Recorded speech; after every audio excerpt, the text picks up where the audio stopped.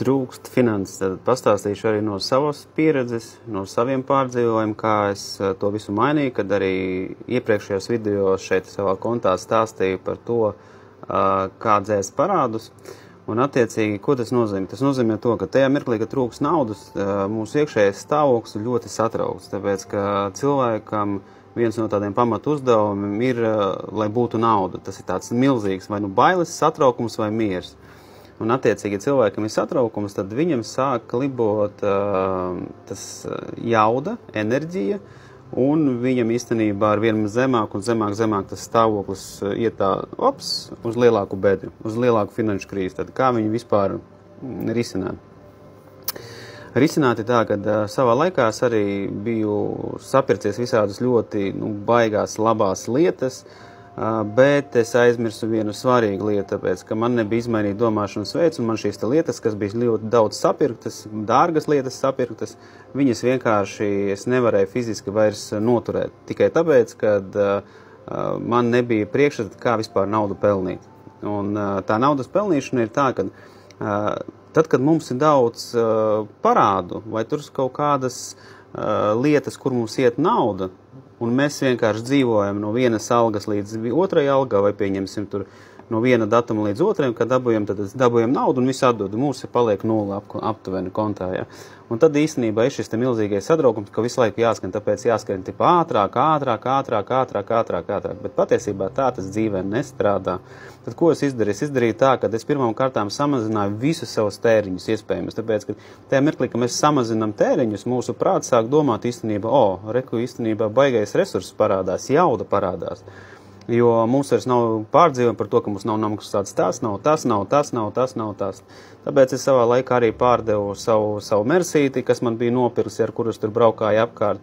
Un tad es samazināju savus izdevumus uz īres lietām, uz dzīvokļiem, tā, lai vienkārši hops, man nebūtu īstenībā jāsatraucas par to, ka man nav līdzekļu. Un tos visus līdzekļus, ko es ieguvu, es vienkārši nosēdzu tās lietas, kas man,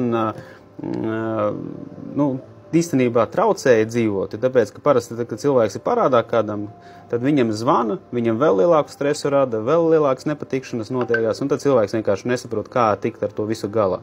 Tāpēc no sākuma ir jāatbrīvo pilnīgi viss šis stāvoklis, lai mums būtu skaidri finanses, uz kurieni tad mēs attiecīgi tālāk jau viņas investēsim. Kas svarīgākais, ko es sapratu dzīvē? Tajā mirklī, kad man bija tāds nabadzības domāšanas sindroms, tad es laiku fokusējos un koncentrējos uz to, kur aizņemties naudu.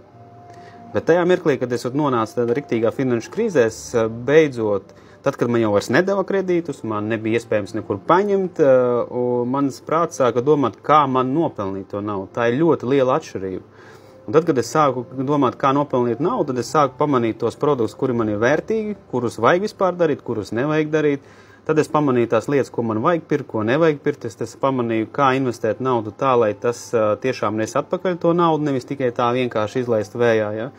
Un tad attiecīgi cilvēks jau sāk fokusēties, kā pelnīt to naudu. Un tad iemācās arī komunikācija ar cilvēkiem, attiecības iemācās, tad iemācās pārdošanu cilvēks, tad iemācās arī plānot savas finanses. Viņš pilnībā visu iemācās, pilnīgi visu iemācās. Un tajā mirklī, kad cilvēkam jau sāk parādīties šie resursi, kad jau nosec vairāk tos parādus, lietas atbrīvojās no tās smagās nastas, kas šobrīd spiež, tad cilvēks iegūst iekšēju mieru. Un tajā mirklī, kad cilvēkam ir iekšējs miers, stāst pēc sevis. Tā bilde, ko mēs redzam apkārtējā pasaulē, viņa krietni atšķirās no tā, kurā atrodas, kad mums ir satraukums par kaut kādām finansēm. Tad, kad mēs esam to visu sakārtojuši, mēs ļoti skaidri vienkārši sākam sastādīt rīcības soļus, kas mums jāizdara, lai mēs to naudu nopelnītu. Un kā mums jāsadarbojas ar cilvēkiem, kā man ir jāplāno finanses, cik rentabli ir produkti vai pakalpojumi, kā automatizēt to visu.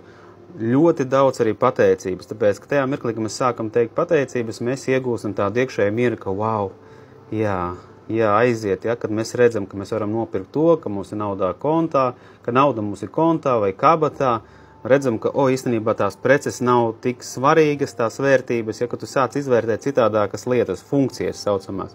Un tad, kad cilvēks sāk tā darīt, viņam sāk palikt vairāk finanses. Un šobrīd vispār nav svarīgi, kas tev tur pieder vai kā tev pieder, bet cik tev šobrīd ir brīvais resurss, kuru tu vari uzreiz investēt un realizēt kaut kādas lietas. Ja viņa nav tā resursa, tad attiecīgi sākas tāds lielais stresiņš.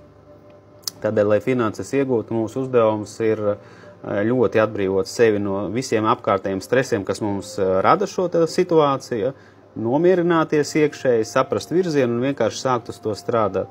Pamanīt tās mazās nianses, ko varbūt tās kāds cilvēks vienkārši nepamana. Un tad tās finanses sāk ar vien vairāk un vairāk un vairāk. Tā kā, lai izdodās iemācīties daudz vērtīgas lietas no tā satraukuma, no tām nepatīkajām situācijām, iegūt tādu dziļu vērtību, skaidrību, kā tālāk vienkārši darboties. Un tad, kad mēs to iegūstam, mēs kļūstam pēkšņi tādi pavisam forši mierīgi nosvērti.